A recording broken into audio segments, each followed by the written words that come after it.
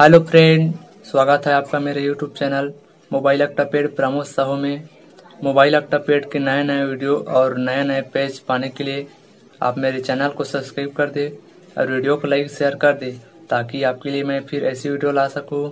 Video पूरा देखें क्योंकि पेज में पासवर्ड लगा है और पासवर्ड मैं वीडियो के बीच बीच में बताऊंगा।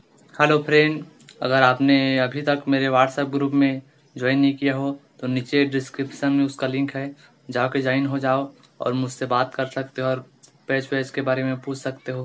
धन्यवाद। तो चलिए वीडियो की तरफ।